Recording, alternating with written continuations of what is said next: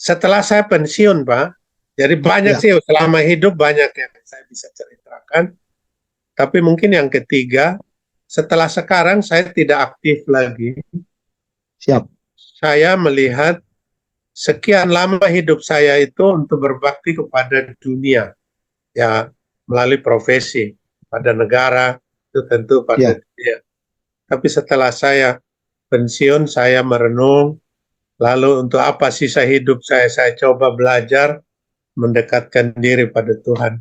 Saat ini saya belajar tiap hari itu baca Alkitab, tiap saya mulai belajar teologi dan seterusnya. Mudah-mudahan tahun depan bisa jadi doktor teologi sehingga amin. Wow. saya nanti memakai itu sebagai sarana untuk melayani Tuhan secara lebih lebih bereferensi gitu. Kalau selama ini kan hanya apa gitu kita tidak tahu kenapa Tuhan bersabda begini, apa maksud Tuhan dari sebuah ayat.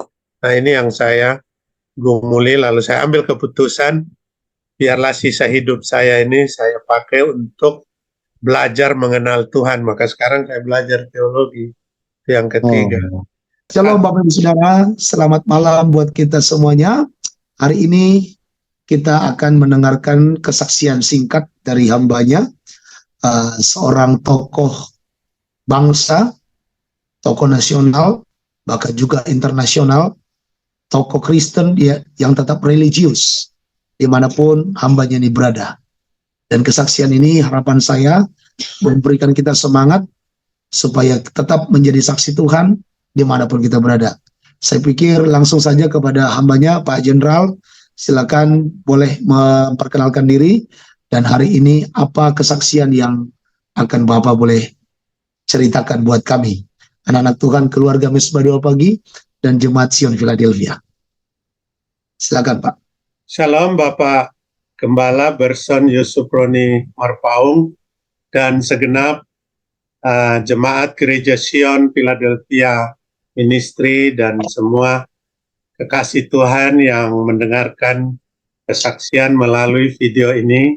Perkenalkan saya Mayor Jenderal TNI Purnawirawan Yan Peter Ate. Saya adalah putra yang kelahiran dari Sumba, Nusa Tenggara Timur. Tahun 1959 saya telah berkeluarga dan mempunyai satu istri dan 3 anak. Saya berdomisili di Jakarta. Pada malam hari ini, atas perkenan Tuhan, saya mendapatkan kesempatan untuk berbagi bagaimana Tuhan sungguh mengasihi saya dalam kehidupan saya. Saya adalah anak dari seorang guru Injil di desa di pedalaman di Sumba, Nusa Tenggara Timur. Kami 10 bersaudara dan saya adalah anak yang ke-8.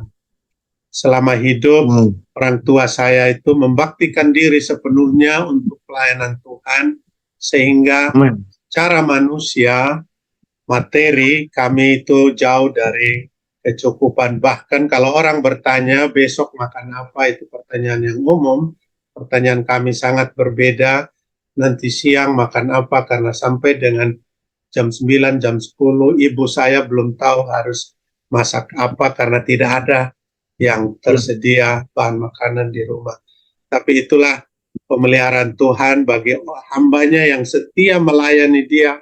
Anak-anak, istri, dan semua turunannya pun akan dipiara oleh Tuhan dengan segala kelimpahan kekayaan. Dan itu benar saya alami dan saudara-saudara saya dan semua saudara-saudara, tanpa kami bisa mengerti dengan akal, selesai sekolah, semuanya sarjana, dan bahkan saya sendiri yang dulunya bercita-cita menjadi seorang dokter karena nama Jan Peter adalah nama seorang dokter Belanda yang dulu menolong ibu saya untuk melahirkan saya, tapi ternyata karena keterbatasan kemampuan orang tua yang bekerja di ladang Tuhan tidak mampu mensekolahkan saya untuk mencapai cita-cita saya.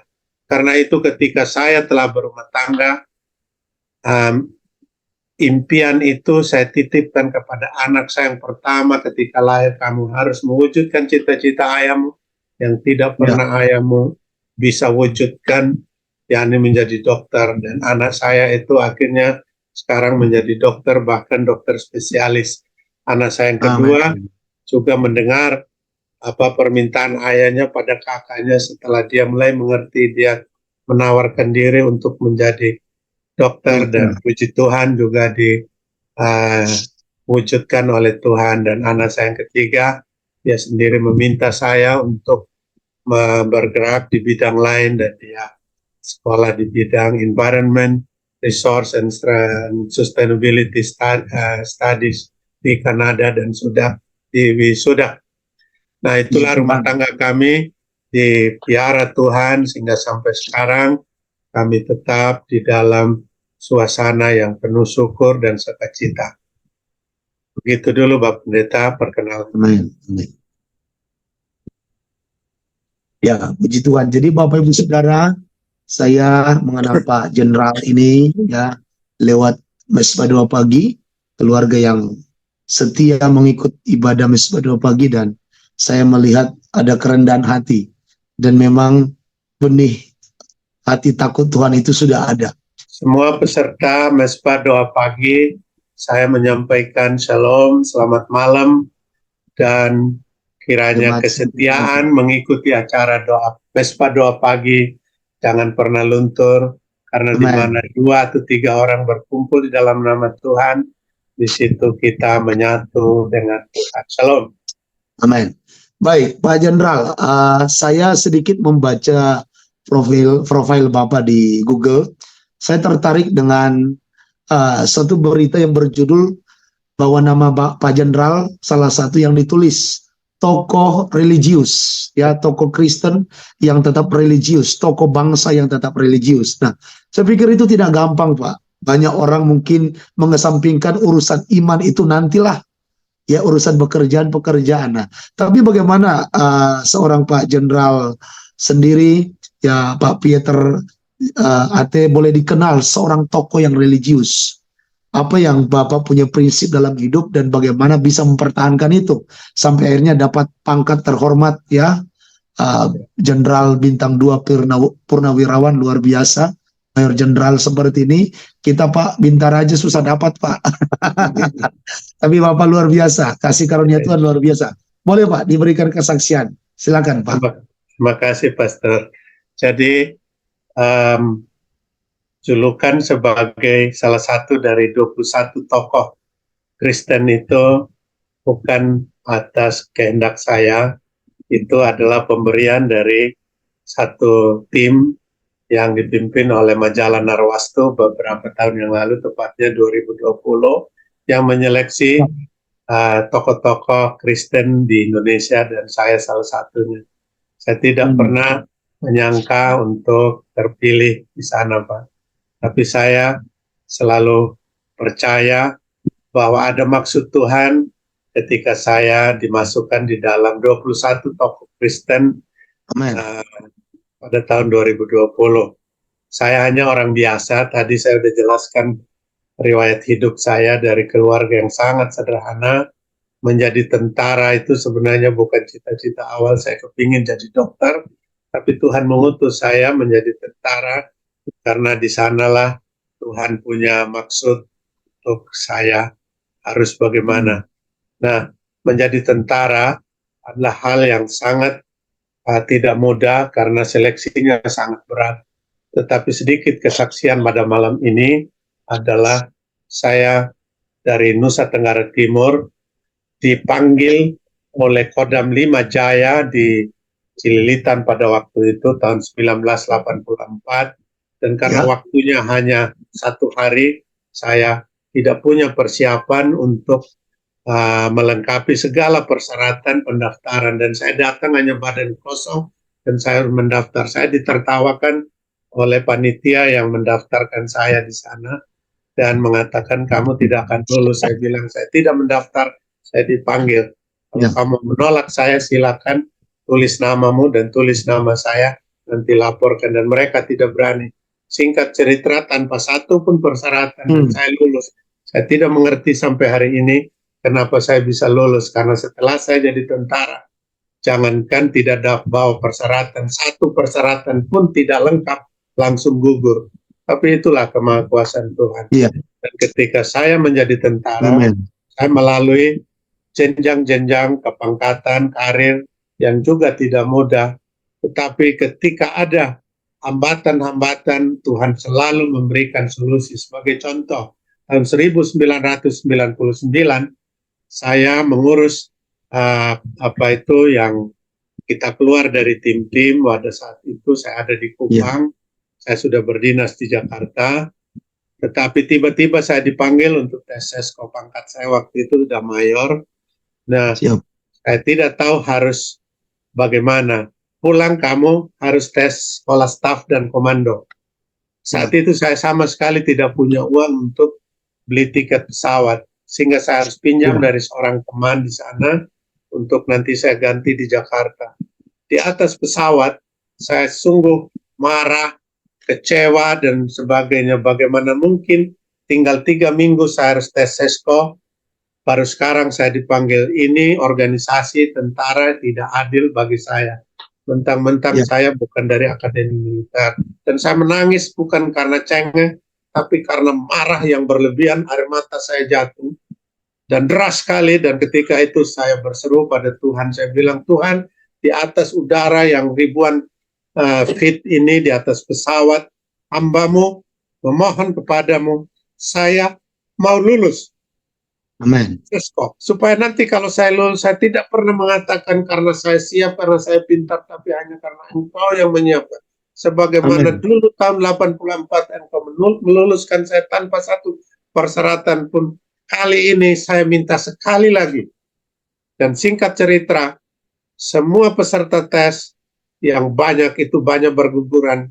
Saya lulus hanya dengan 3 minggu persiapan. Biasanya 1 tahun persiapan, dan mengikuti sesko, dan saya menjadi lulusan terbaik. Dan begitu seterusnya. Dari lulusan sesko itulah karir saya terus menanjak sampai pangkat mayor jenderal. Jadi semua ini Tuhan yang ngasih, bukan karena saya. Dan saya berada di dalam lingkungan pekerjaan yang sangat menantang. Saya membidangi strategi pertahanan, di mana saya harus mengurus bagaimana penggunaan TNI pada tugas-tugas yang menghadapi ancaman, baik operasi perang maupun operasi militer selain perang, bagaimana berdialog dengan jenderal-jenderal dari luar, di dalam dan di luar negeri. Saya pernah menghentikan satu pertemuan di Moskow, di markasnya tentara Rusia, karena mereka ingin menang sendiri dan Indonesia itu tidak dengar. Saya bilang, kamu negara besar, Indonesia juga negara besar, kita punya kedudukan yang sama, dan saya mewakili bangsa saya, dan situasi yang terjadi ini melecehkan Indonesia, dan saya hentikan perundingan. Itu antara lain. Saya berkali-kali ke banyak negara, ke Pentagon di Amerika, ke markasnya Uni Eropa di Belgia, markasnya Cina dan India dan sebagainya. Saya tidak bisa sebutkan satu persatu. Semua itu Tuhan pakai. Di dalam kantor saya tidak pernah ada istilah main-main. Begitu saya masuk kantor, saya akan berdoa dulu, lalu saya bekerja untuk memberi teladan kepada semua staf saya. Dan saya didik mereka dengan melalui pekerjaan untuk mereka setia. Rumus saya hanya satu. Jadi kalau orang tanya apa rumusnya, apa rahasianya sehingga menjadi jenderal bintang 2, saya bilang setia pada perkara-perkara kecil. Karena itu masalah kata-kata dan atau titik koma saya persoalkan pada staf saya, dan mereka banyak protes. Pak, ini hal kecil saja. Saya bilang, orang yang untuk perkara kecil tidak bisa dipercaya, tidak akan pernah dipercayakan untuk perkara-perkara besar. Tapi sebaliknya, orang yang pada perkara kecil dia setia, dia pun akan diberikan tanggung jawab pada perkara besar. Barangkali itu gambaran singkat kenapa lalu saya bisa mencapai pangkat yang tinggi ini, yang untuk seorang tentara di mana lingkungannya itu sangat berat, agama mayoritas bukan kita, tidak mungkin. Tetapi percayalah, saya berusaha melalui saya, nama Tuhan dimuliakan. Jangan karena saya kerja ele-elean dan tidak setia, Tuhan saya dicela oleh orang-orang yang tidak mengenalnya. Dan sungguh Tuhan memberi saya hikmat. Satu lagi, permohonan saya kepada Tuhan, saya belajar sama Raja Sulaiman. Saya bilang, saya bukan siapa-siapa. Diri ini, semua tubuh saya milikmu. Karena itu, engkau pakai, engkau punya maksud. Saya tidak minta apa-apa, beri hambamu hikmat. Supaya apa yang saya kerjakan, persoalan-persoalan yang sulit yang dikerjakan orang, biarlah hambamu mampu mengerjakan. Dan melalui hambamu orang tahu orang Kristen itu orang diberkati Tuhan. Dan mereka juga ingin belajar bagaimana mengenal Tuhan kita. Demikian, Pastor. Amin. Ya. Mohon izin Pak, kasih sedikit himbauan atau mungkin pesan di momen Natal ini kepada setiap orang tua ataupun semua keluarga Mesbah 2 Pagi supaya tetap beriman dan percaya Tuhan sanggup melakukan segala perkara. Kebetulan 2024 tema tahunan kita adalah The Year of Impossible Be Possible. Tahun dari yang tidak mungkin menjadi mungkin karena Tuhan. Nah, mungkin pesan-pesan penutup siap, mohon izin Pak sampaikan untuk kita semuanya. Pesan-pesan yang dapat saya bagikan adalah bagi kita tidak mungkin, tapi bagi Tuhan tidak ada yang tidak mungkin. Saya mengalami masa kecil saya yang sangat sulit. Saya tidak pernah bermimpi akan ada di Jakarta, bahkan menjadi seorang jenderal. Tetapi ada seorang ibu yang sangat setia mendoakan setiap anak-anaknya satu demi satu dengan nama lengkapnya pagi dan nanti malam hari. Tidak pernah sekalipun dia lalai melakukan itu. Dan buahnya adalah Tuhan mendengar doanya, dan yang tidak mungkin itu menjadi kenyataan yang sehari. Karena itu, tetaplah para hai ibu-ibu, jangan pernah lelah mendoakan anak-anakmu 2 kali sehari, pagi sebelum tanah dijejaki kaki, dan malam sebelum badan itu terbaring. Tugas terakhir dan tugas pertama tiap hari adalah mendoakan anak setiap hari dengan nama lengkap, dan biarkan Tuhan menyelesaikan kehendaknya. Amin. Amin. Haleluya. Puji Tuhan. Luar biasa sekali Pak Jenderal. Hanya masalah waktu ini, sekali lagi kita harus boleh berhenti di sini. Dan doa kami Pak Jenderal tetap sehat, panjang umur, ya. Suatu hari boleh pelayanan bersama untuk membangkitkan iman. Tadi saya dengar Pak Jenderal sampaikan sekarang lagi mengambil kuliah doktor teologi ya Pak? Ya, betul. Ya, supaya di akhir hidup, di masa pensiun, sepenuhnya masa tua, bukan masa tua lah, masa-masa akhir hidup. Kalau masa tua masih muda juga. Waktu pelayanan. Ya, bagi pelayanan. Amin. Puji Tuhan. Bapak Ibu Saudara, saya punya statement yang terus saya sampaikan kepada para pelayan. Melayani Tuhan adalah suatu kehormatan, bukan beban. Saudara bisa lihat hambanya pensiunan Mayor Jenderal, tetapi akhirnya memilih tetap untuk melayani Tuhan. Jadi siapapun kita, kalau diberikan Tuhan kesempatan melayani, itu kehormatan. Mari kita hargai, kita tunaikan tugas pelayanan kita sampai garis akhir. Amin. Tuhan berkati.